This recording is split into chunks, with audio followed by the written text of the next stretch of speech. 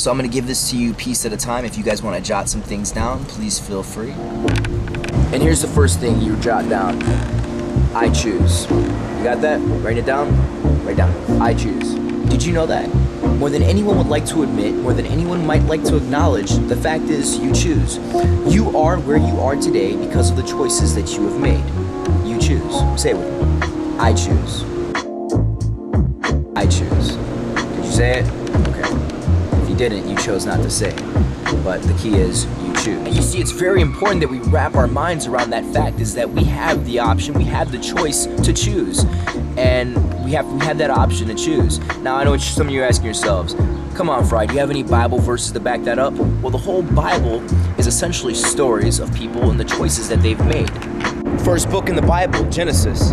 God places Adam and Eve in the Garden of Eden, and they have choices. Now, their choices weren't exactly, the kind of choices we face today. They're pretty simple ones. What are we going to do today? Are we going to go for a jog, or are we going to go for a swim? Are we going to eat apples, grapes, or pears today? There wasn't really too many things that they really had to, beat themselves up about. But then, but God placed a tree, which was the monument of choice. You see, because God didn't want the robotic worship of the masses. He wanted something that was real, was authentic, and sincere from the heart. An illustration of this I like to use is, if one of your friends invited you over to his house to see his new dog that he just bought, and he goes over and says, like, hey, I want you to see my dog. I just taught her a bunch of these new tricks. Just check them out for me. He takes you to the room. He shows you the dog. The dog's roped up. He has his hands tied together. His muzzle's all, taped up and whatnot. And you see the dog laying on the ground. It's like, man, he can't even move. And he's like, hey, dog, lay down. The dog just stays there. Play dead. You're going to be very impressed with it? No, because a dog didn't have a choice. Same thing with us. God gives us these choices, and that first choice is, what are we doing? We're choosing. A man by the name of Eli in the Bible. We all know Eli.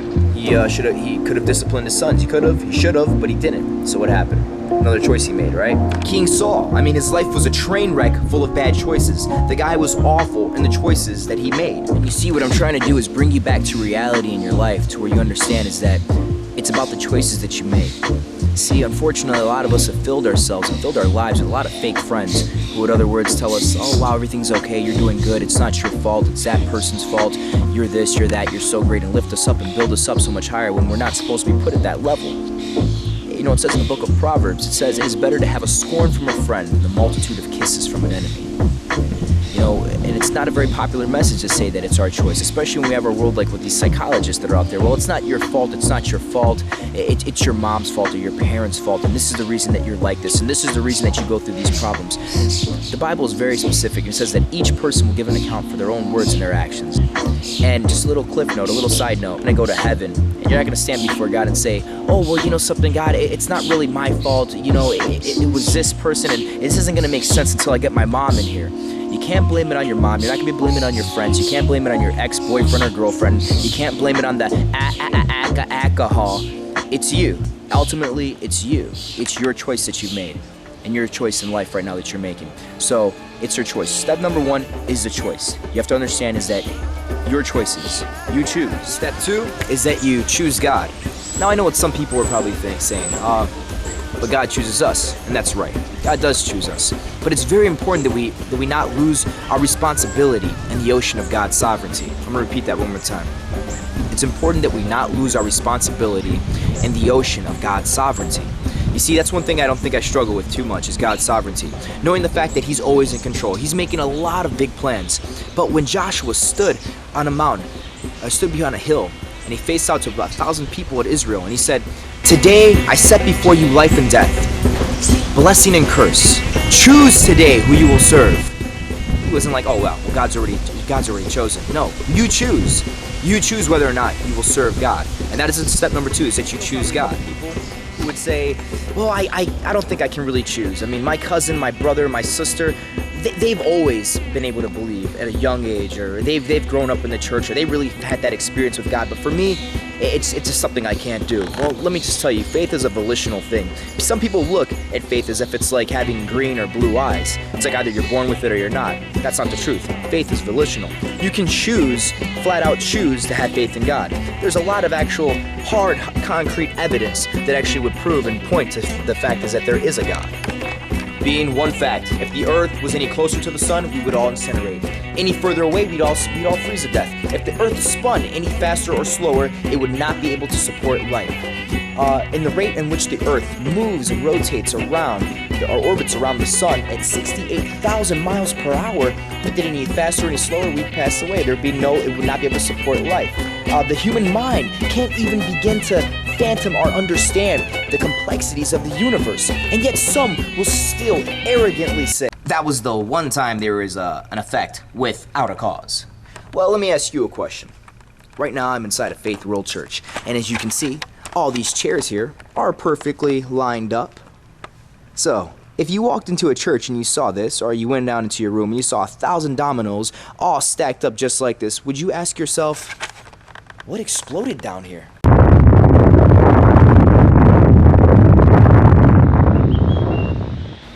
The Bible says that the heavens are declaring the glory of God. That creation itself is shouting, there's a God, there's a God, there's a God. Are you listening? Now you can accept that, or you can reject it. My only point is to make this.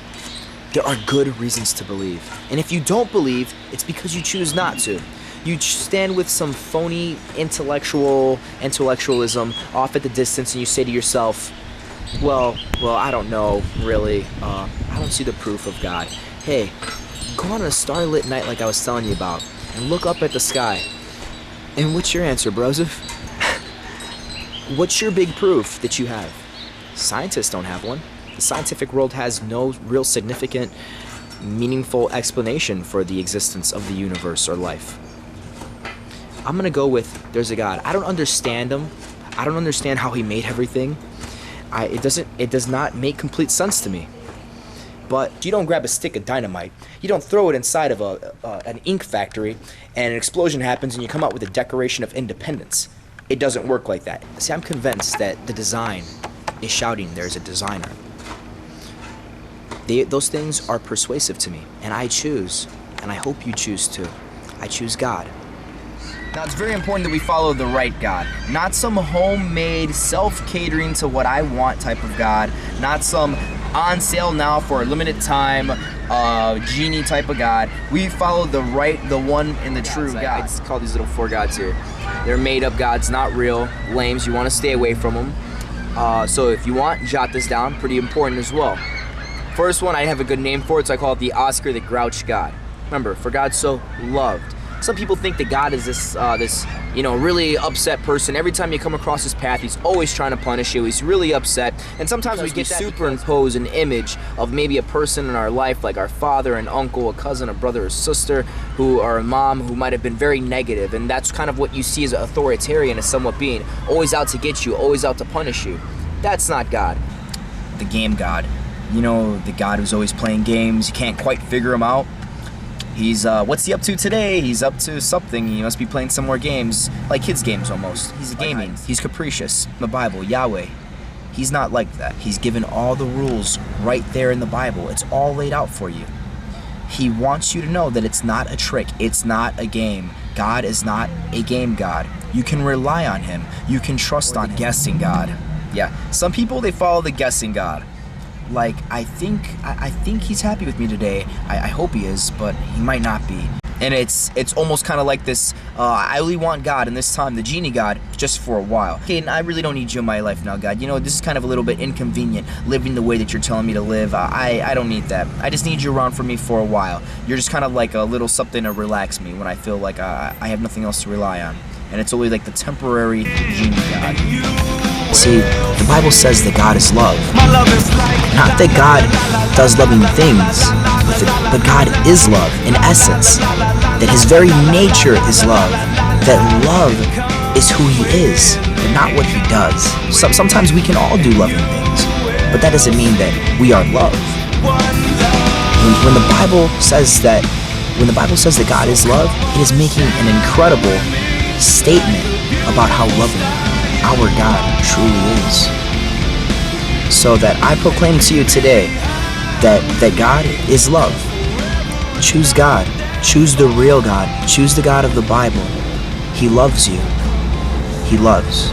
He is love.